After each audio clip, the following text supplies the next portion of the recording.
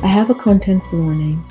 Suicide, which understandably can be distressing, is briefly mentioned. If you need resources or support and live in the US, call or text 988 or text the word TALK, TALK, to 741 741. You're not alone. Please take care of yourself. Welcome back to Women of Grit Podcast. I'm Dr. On, the Gritpreneur, host of this podcast, and I have our guest here with us today, Pat Backley, all the way from New Zealand, already in tomorrow, and we're just going to continue from where we left off. We're talking about you being an author. You have 8 books. You have 7 published, 1 at the editors and 2 more in the pipeline. So we're talking about your latest book called 70 Years Worth of Travel. And the next, I was reading through the book. I travel vicariously through others when I can travel myself. So you made it to Tunisia and Egypt, both in Africa, but not the Gambia. And you said South Africa is on your bucket list. As you know, I'm from Africa, Cameroon specifically, and I'm sometimes bewildered by the prevailing narrative about that part of the world. Can you share with our listeners your perspective based on your travels and what fascinates you about the African continent? Yes, of course. Well, I have to say, first things first, I haven't been to South Africa. My geography is very bad, so I don't actually know where Cameroon is exactly. So I'll tell you. So Cameroon is west central. So we are the furthest Western African country, we're closest to the central part of Africa. We are neighbors with Nigeria. Most people know where Nigeria is, so we're neighbors. Yeah. Nigeria is to our west. So, just as you make that turn to go west in Africa, Cameroon is right there in that little angle. Okay, well, thank you for that. That's great. Yeah. On my bucket list, I mean, the whole of Africa is on my bucket list, but so far I've just done Tunisia, Morocco, and Egypt. So I've only touched on North Africa, really. I just would like to say on the front cover of my book, I don't know if you realize, that's actually me in 1985 with all the Fijian kids. So right, yeah, I figured. when I looked a bit younger. Okay. You know what? We all go through it. So, absolutely. Okay. So talking, I actually said South Africa is on your bucket list. So that's, of course, South Africa is way south. And as we always say, Africa is a continent. It's very diverse, 51 countries. It's very diverse geographically, culturally. Africa is a continent. As we say, it's not a country. So I'm glad that you've had some, experiences. I know you actually had your ticket or deposit for the Gambia, and you suspect your ex-husband was scared of needles. So that's why that trip was canceled. How did you take that? How did you take having to cancel that trip? I was so cross because before I go anywhere in the world, I always do quite a lot of research because I'm not the kind of person that just likes to go and lie on a beach. I like to find out about the culture, meet lots of people, local people, and, see anything I need to see. So I'd done loads of research about the Gambia. I was really excited. And then he just said, oh, no, I don't think, we're too busy at work. We were running a business at the time. I was cross. I'm still cross. I mean, that was however long ago that was, and in the 80s, and I'm still cross. So yeah, because it's a challenge unfulfilled, and hopefully one day I will get to, not necessarily the Gambia, but there's lots of many more interesting countries, I think, in the continent of Africa. Exactly. So Yeah. you have your copy of I do. 70 years worth of travel. So I want you to indulge me and go to page 166. And it's a very poignant part, but one in which I totally understand. I get it. Some of our listeners may not really understand what was going on here, Pat, but I got it. It resonated with me because funerals, we cry. We go all out and we cry. So I can see you as you describe it. I don't know if you can read it. If not, I will read it. Yes, but I totally I'm get happy it. to read it. And this is just to set the stage. You're talking about just getting back to Fiji, all excited to reconnect with your friend, and you get some bad news. And so this is at her funeral. So that starts around, you can start from around where it says, everyone who has loved deeply. Okay. That's on page 166. Okay. Everyone who has loved deeply will know the depth of my sorrow. I was absolutely beside myself, heartbroken. Her funeral will live forever in my heart. The Fijian way of grieving is much healthier than ours. People do not try to keep a stiff upper lip. Instead, they allow their grief and sorrow to show. Therefore, it seemed quite natural for me to prostrate myself across Naomi's coffin, weeping loudly and not caring what others might have thought. I wept as I said a few words about my best friend at the church service, and wept again as they lowered her body into the ground, covering her coffin with beautiful traditional tablecloth. I felt honoured that I was allowed to take part in such a personal family affair. Another chapter in my life was over, but the friendship between Naomi and me will always be known and remembered. I was happy that there were now threads for the next generation to weave. My Lucy already held my Fijian family in her heart, and I knew they felt the same about her. Sorry, a bit emotional. It is emotional, Pat, and I really thank you for sharing her with us. She obviously was so special to you, so special that her family invited you in to such a private, personal celebration of life. And I felt bad even picking that particular passage for you to read, but that snatched me. It literally snatched me. It put me in Fiji. I've never been to Fiji, but Fiji is as far away from Cameroon as you can imagine, but that is our culture. Totally. Isn't it amazing? it is. Fiji, way over there. Yeah, I know. And way over here. Yes, and very often, Dr. Arne, I see photographs of Africans in Africa, and it could be my family in Fiji. It's obvious that there is a massive connection, really. Right. On the back of that book is not the back of that one, the back of my memoirs is a photograph of myself as an adult with a big very handsome Fijian man. Now his name is Joe. He was Naomi's son, and he came with his mum to live at my house when he was 10 years old, and he's now in his 50s. So he he calls me mum. We're very connected. But Naomi and I were so close. I mean, I miss her terribly. We were friends for 45 years. Two women from totally different backgrounds, totally. I mean, I met her because she was my housekeeper, but within 2 days she was my friend, and the fact that she hoovered my floors was a bonus. But we were so close, and yeah, that changed my life hugely, that connection. Thank you so much for sharing her with me. I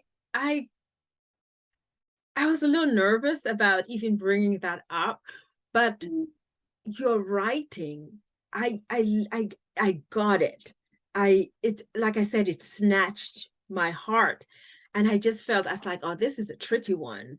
You know, I don't want to make Pat cry, but you know, this just touched me so much. I just want to share this with you. This is a photograph. I don't know if you can see it very well of Naomi.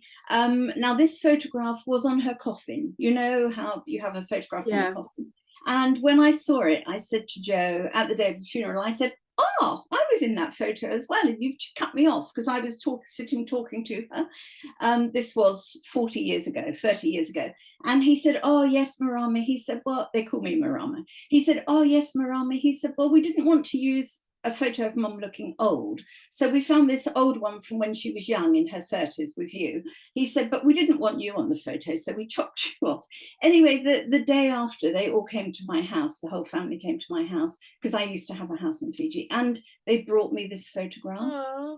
And so it's one of my most treasured possessions, and I have it in my office all the time, so that Naomi is with me all the time. I look at Naomi, she could be any one of my aunties. Oh, honestly, totally. She could be any one of my aunties.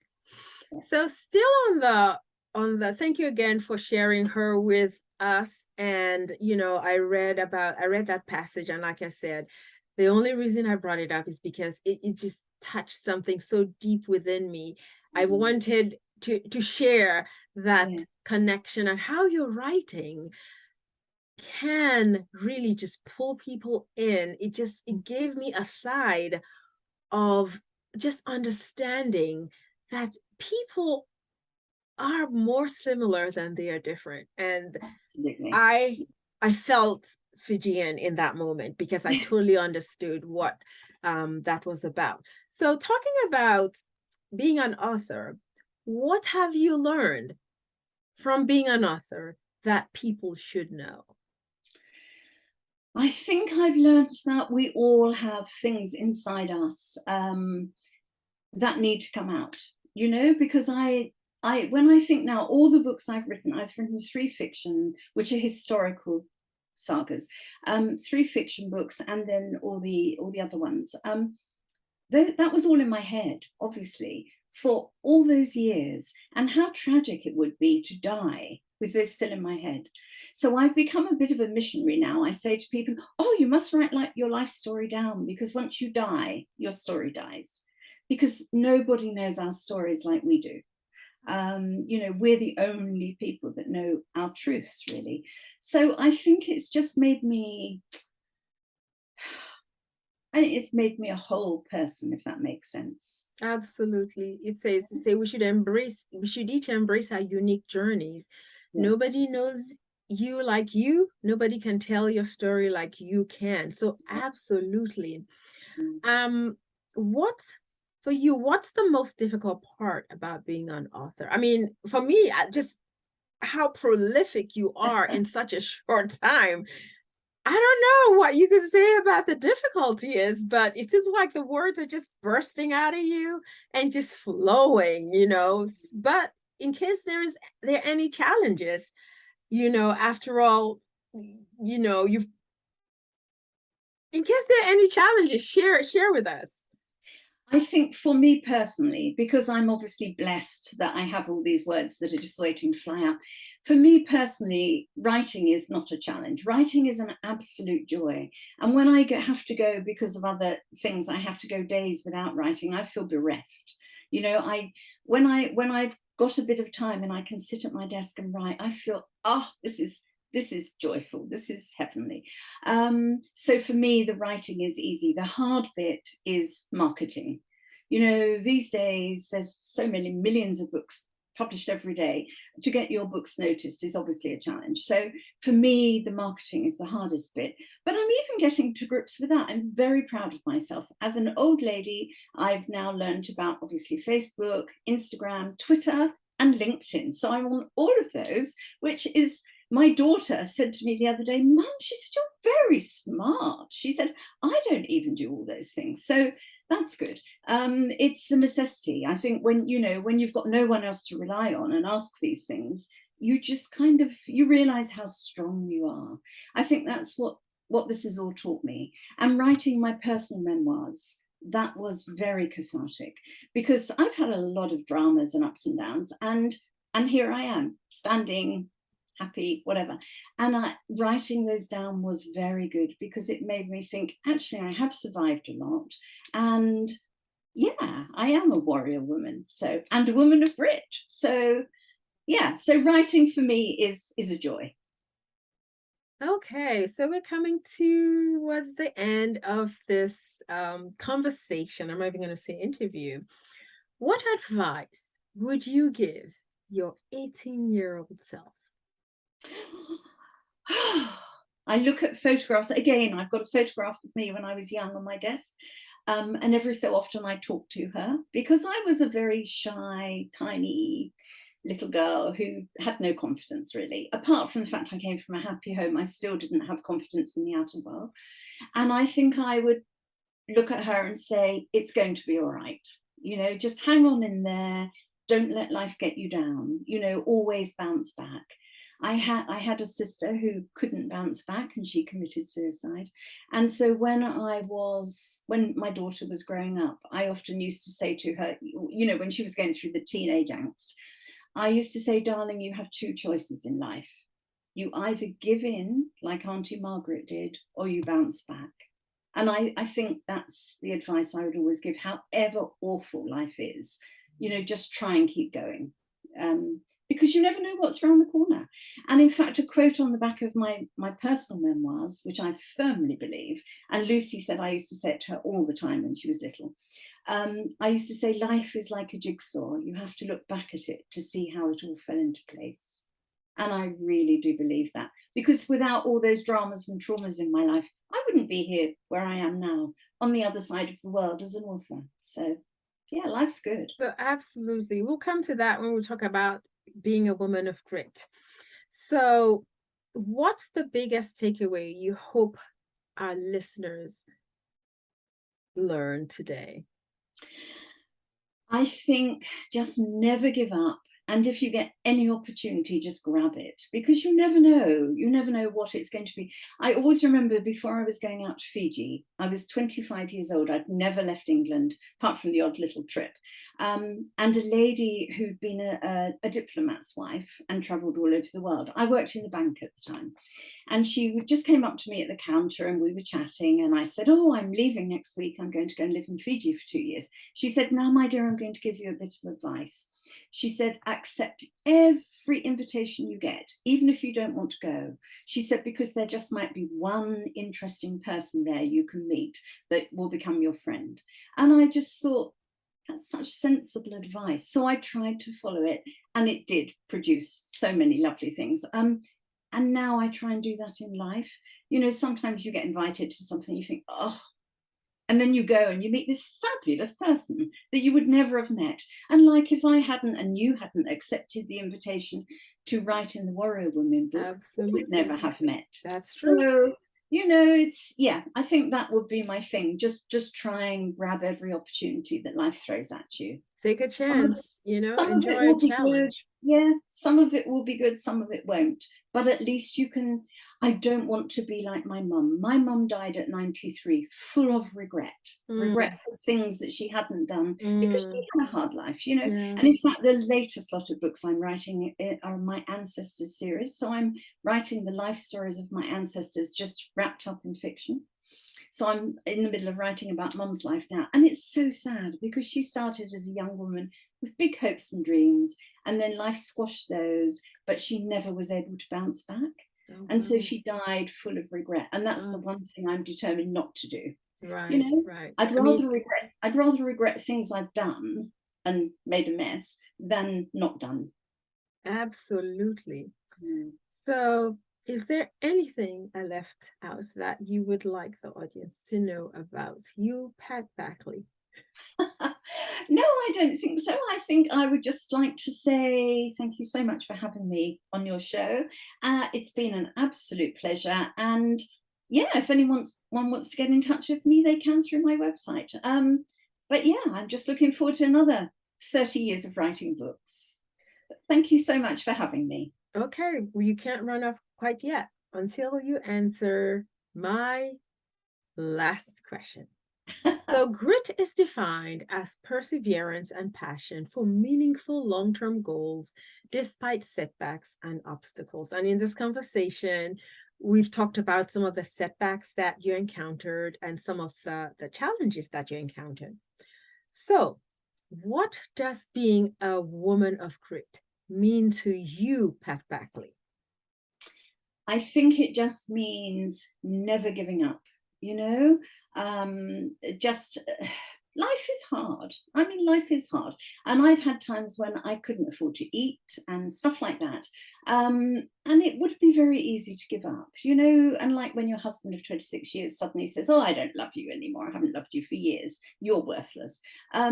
At times like that, the easiest thing to do is to crawl into your shell and give up. But I would say just for me, being a woman of grit is to just keep going, grit your teeth and try and smile.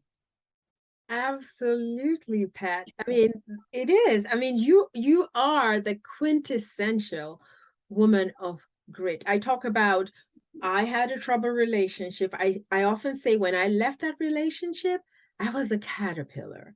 But eventually I became a butterfly. I am a woman of grit. So we overcame challenges, we persevered despite all the setbacks, all the challenges, because we had a meaningful goal we're passionate about. So thank you, Pat, for coming on the Woman of Grit podcast. So where can listeners find you online and social media? Okay, well, my website is just www.patbackley.com. And I'm on all the things as Pat Backley author or varieties of that. So I'm very easy to find. And yes, thank you so much for having me on. I've thoroughly enjoyed it. And your books. Where can they buy your books? Because they're all on Amazon, Barnes and Noble, all the normal places you would expect to find them, really. And they're available as ebooks, which are only the price of a cup of coffee, or paperbacks. I saw that when I got my paperbacks.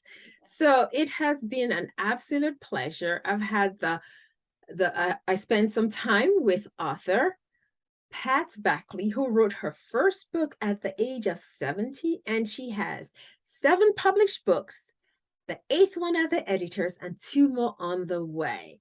It has been an absolute pleasure speaking with you all the way from tomorrow in New Zealand. Thank you, and I am pretty sure we'll do this again sometime. So take care. Thank you so much. All right, then.